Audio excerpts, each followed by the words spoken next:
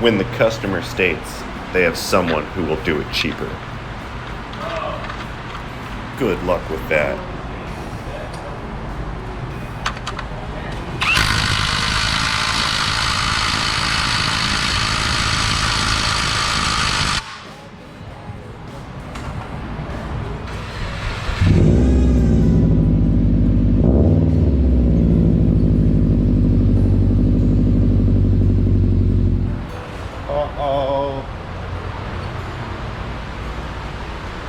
They broke it. They broke it a lot. What we have here is a 2013 Subaru Impreza WRX turbine powered. Something's wrong with the steering. Customer states they hit a pothole. Aside from the obvious, I have found some coolant.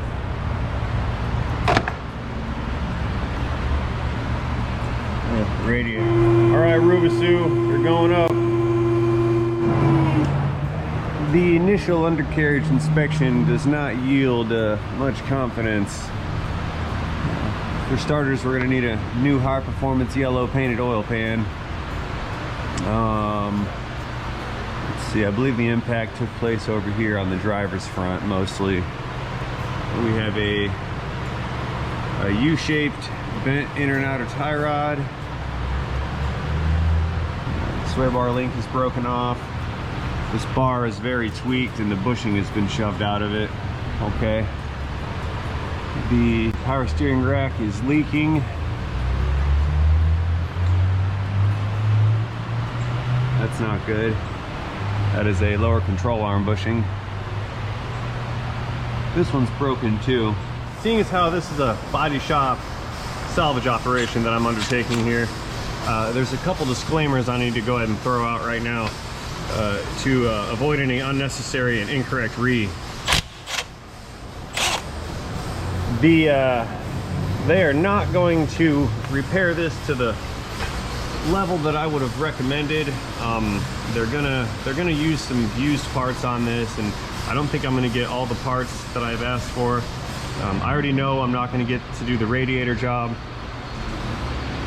There's probably going to be a couple other things that you guys and myself will not agree with, but please keep in mind moving forward that I just have to kind of do what I'm told on this one, and I'm not the one who writes the approval, so there's really nothing I can do regarding quality of repair moving forward on this Rubisu. So I think the first thing I would like to do is get this cross member brace out of the way. I'm going to have to reach up there anyway to get the sway bar out at some point whenever it arrives.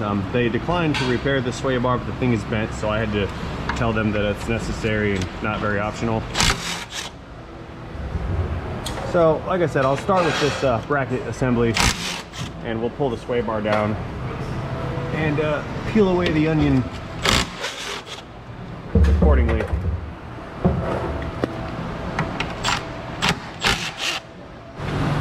Now that one appears to be a nut and a bolt, because Subaru. Seeing how this car is going to have a lot of footage, I'm going to skip around a bit in the interest of time, but I will try to encapsulate all the critical moments as best I can. Next up, I'm going to pull the sway bar out. It's mostly free. Ew, dirty. I've already disconnected the link on the passenger side, and the impact disconnected the link for me on the driver's side. You see right there, it's broken.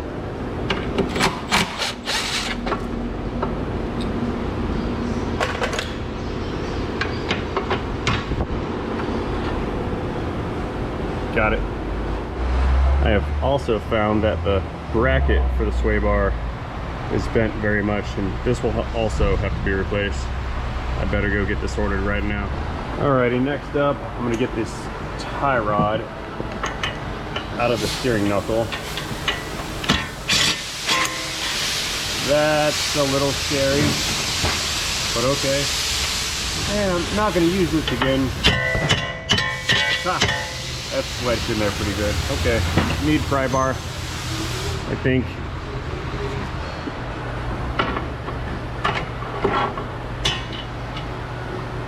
Wow. Yeah, they tweaked this thing pretty good. Dangly bits. It's not, I think that's not supposed to look like that. It's not, it's broken. Wow. Okay, whether I like it or not, the steering rack has to come out. So let's get the collar off for the steering shaft, if I can.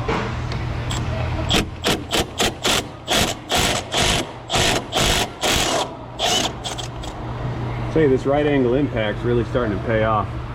I like it.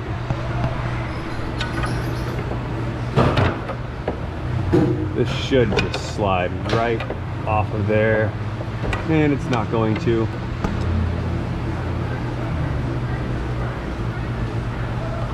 That's not good. The steering shaft is rubbing through a coolant hose. Yeah, right up here. Look at that. Rubbing right through it. Looks like those custom modifications are turning into a problem.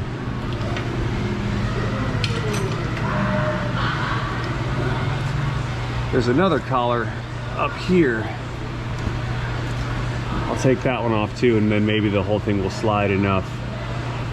Oh my gosh, no way. This, I don't know if you guys can see that. This bolt is supposed to go through that notch. I don't think this dude has this steering shaft on all the way. Let's take it off and find out. This is why steering linkage is not something to screw around with. If you mess up and do something like that, if I'm right, that thing can come off and it makes people dead. I don't like to employ scare tactics, but you don't screw around with this kind of stuff. Yeah, I don't think that was seated all the way, and it wasn't, because it goes up there. Oh, I'm surprised. Yeah, that's where it's supposed to ride. And they had it riding like down here. Insurance company's not going to pay for that. The only thing I can do is let them know that I found that, and this will be on the vehicle owner to have repaired once they get this car back. What's this? That's jammed in there pretty good, whatever it is. Looks like a battery hold down. Okay, I was following the lines around, and it looks like the two lines for the power steering are right up here above this CV axle, so I'm gonna go ahead and pull those loose next. Then I can unbolt this rack and drop it down. After that, I can unbolt this cross member or subframe, drop this down, because that is in the way of some of the bolts on the back of the oil pan. So basically everything is in the way of everything, including this CV axle, but I'm gonna try to do this without removing said axle. Oh, maybe. I don't know, it's kind of in there.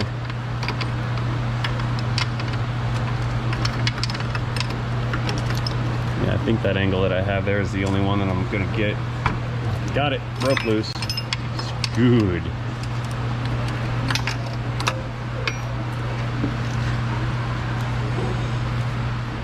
This is going to be kind of tedious, so I'm gonna stop filming, and I'll be back once I get this fitting off. Okay, I have one of them off. The other one I can't really get any access to, but I'm gonna try to sneak in there with an actual crow's foot wrench to break this next fastener loose. However, I think I got the wrong size. It's a 14, not a 15. I'll be right back. All right, going back in for round 2 of the crow's foot attempt. Okay, I got a good bite on it. Now I just need to hold the upper part of the line, which I don't think you guys can see. Okay, that one broke loose. The cool thing about a crow's foot wrench is after you've got your fastener loose, you can use it by hand to work the fastener, which is especially useful in cramped areas where you can't get a full size or even a stubby wrench in, but you can get your fingies in there. Okay, both of these power steering lines are now unthreaded and loose. Whoa, that's leaking kind of weird. I'm just gonna tuck that over there. Oh, found a exhaust heat shield rattle. Now I think I'm ready to start pulling this rack down. It appears to just be held in with 4 14mm bolts. So I'm gonna pull those guys out and see if it's loose. Let's move over there. Flashlight, gravity. If at first you don't succeed, move your flashlight and try again.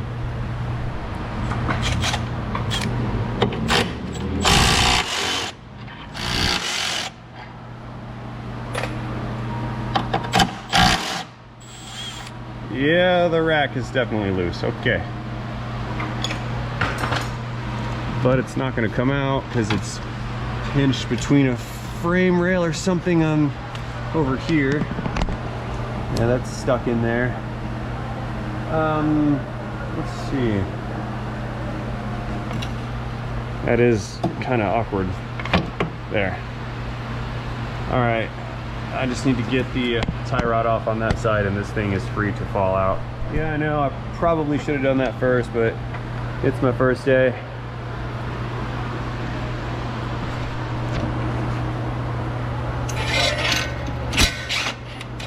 Well, that one wasn't very tight either. Danger. And the threads are stripped. This thing was like a rolling... This thing was like a rolling death trap before they wrecked it.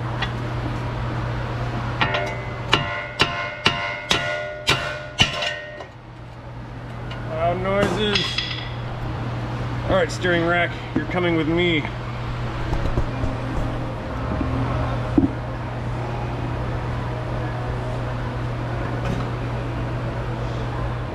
Okay, up next, I need to get this subframe / cross member lowered in order to get these oil pan bolts out in the back, but there's an engine attached to it. So I've supported the drivetrain with this jack stand here, and I'm just gonna pull these studs out from the bottom of the engine mount, and hopefully the engine stays where it should as I remove these bolts to drop down the assembly. So this is either gonna work or it's not. I'm betting yeah, but we'll see. Now my goal here is not to remove the entire subframe. I just want to lower it down some so I can get a wobbly bit past the cross member to remove those pan bolts. But if I pull these cross member bolts and the engine starts to come down, that means that it's tilting against my jack stand and I'll have to rethink my strategy. Loud noises. Okay, cross member moved. The engine did not. Let me hit the other side. I got the same results on the other side, so I think this plan's gonna work. I'll lower these as far as I can. That's pretty far. Okay, I'm out of threads. Let's go back in. I'll do the same on this side. Yes, that gives me lots of space. Good. Now I think I'll be able to reach those in there with a wobbly bit. I don't know, it's kind of still pretty tough. I can't even reach them with my fingers. I can barely see them. I'm gonna try it. If it works, then this is as far as I go with this cross member. If it doesn't work, I'll have to take it out. I don't want to take it out, but I will. More wobbly bits.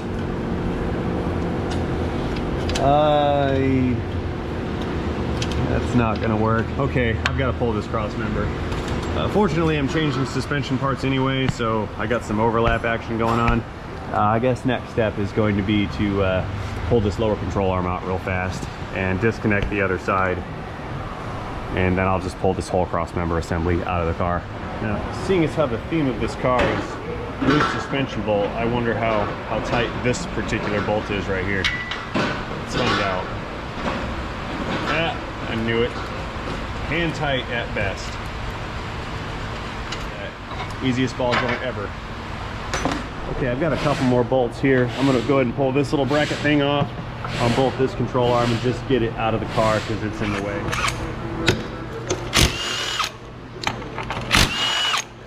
Shit. I got petroleum on me. Okay, one more bolt and nut over here in the front of this control arm, and this thing will come right out of its home. Okay, one wrench for the nut. And again, this right angle impact is boss. Where's it been all my life? Oh, gravity. Okay, real quick, I'm gonna jump over to the other side and pull that control arm off so we can lose this cross member all the way, and that'll give us oil pan access. Okay, I have the control arm disconnected on that side. This subframe is fairly loose. There's nothing holding it in except for a few of those 4 bolts that I loosened earlier. I'm gonna go ahead and remove those and lower the subframe assembly out of the way. We're down to 1 bolt on each side. I'll get the far side first.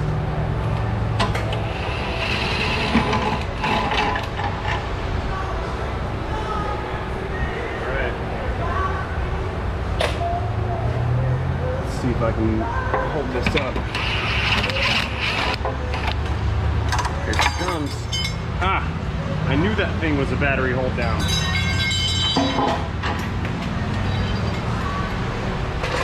Here it is. There's the part I saw sticking out, and there's the rest of it.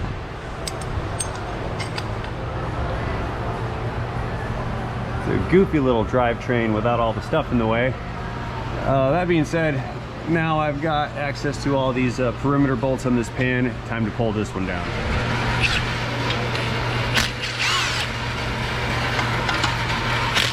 One by one, I've just got to pull these perimeter bolts off, and then we can use some pry bar action to get this pan down.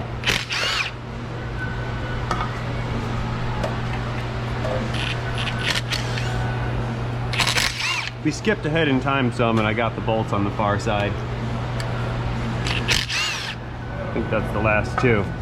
Okay, a little bit of pry bar action should get this pan off. This has been off before, and it's very heavily siliconed on,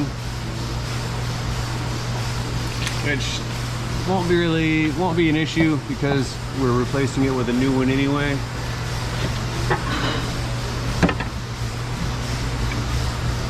But I am bending the pan ever so slightly.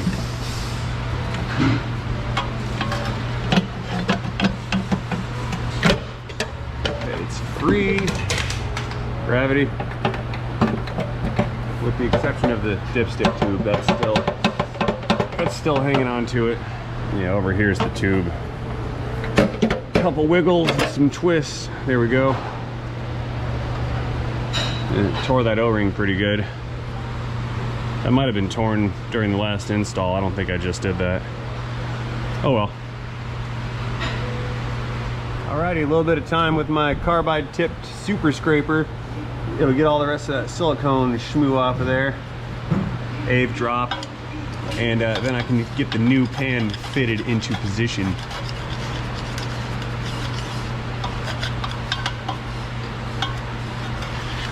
This is going to take a while, so I will check back in later.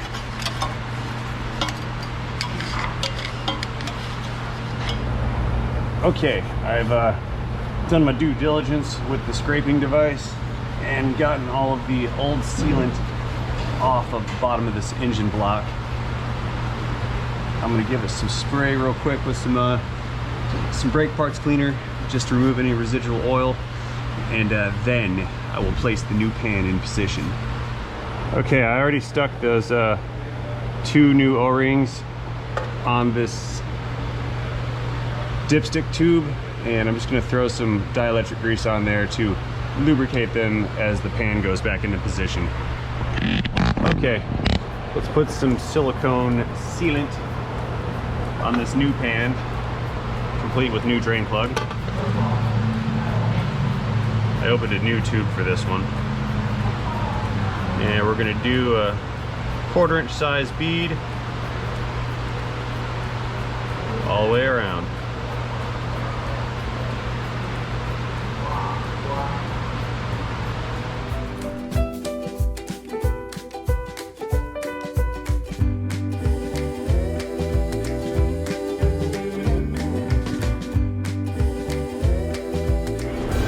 Now, this is the make it or break it point. I need to fit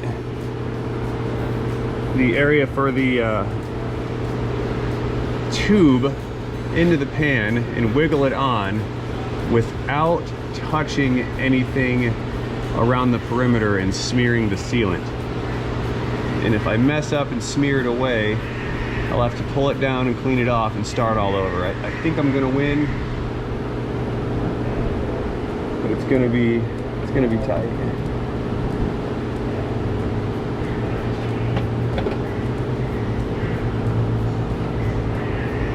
Okay, there's a couple bolts that are starting to line up. I'm gonna go ahead and put those in just to locate the position on this pan, and that will prevent me from turning it or getting a weird angle and smearing any of the sealant.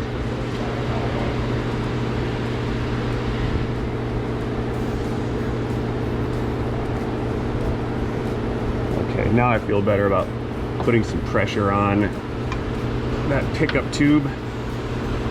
Okay, it's in. A couple taps to get it in position, and then a couple more bolts to maintain location.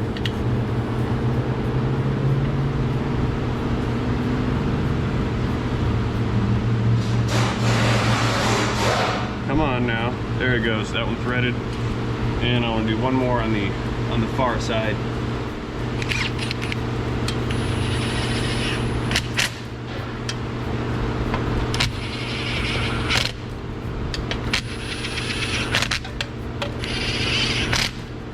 All right, that's all set up now. I'm not going to apply much more torque. I want this silicone to set up and cure a little bit before I start to apply torque to it. That way, when the pieces compress together, they won't smush all the silicone out. So I'm going to give it 3 to 5 more minutes. And during that time, I can go ahead and thread in the remainder of the fasteners. I need to do that now. Silence. I need to do that now just in case there's an alignment issue and I have to take some of those original bolts loose in order to get the thread started. Because if the sealant begins to set up before I have all of the fasteners in place, I'll have to pull the pan down, scrape it off, and start all over, which would be bad. Okay, I have all the rest of the perimeter bolts installed. It's been about 4 minutes now, so I'm gonna run the rest of these fasteners down until they seat.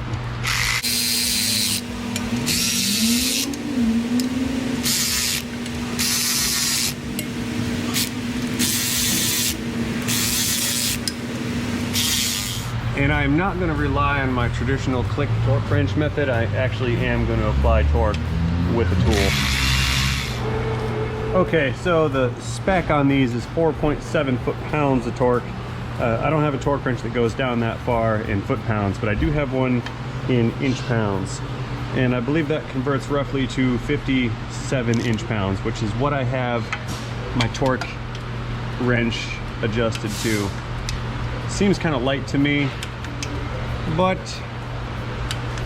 that's what it is, and that's what it's going to be.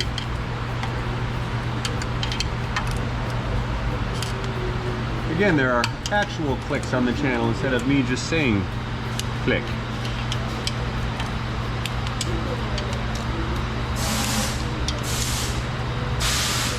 That one's loose.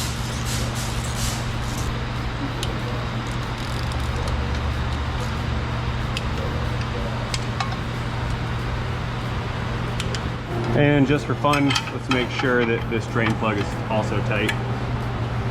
Yes, it is. We're good. Okay, let's back up and get ready to install this cross member. Be aware of the motor mount holes, which I don't see anymore. There's one.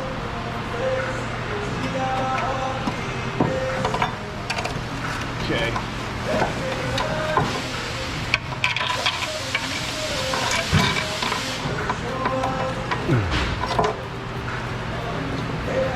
Okay, there's one bolt. It started a little bit, but I want some more on it. Run this one down and we should be safe. Cool, good.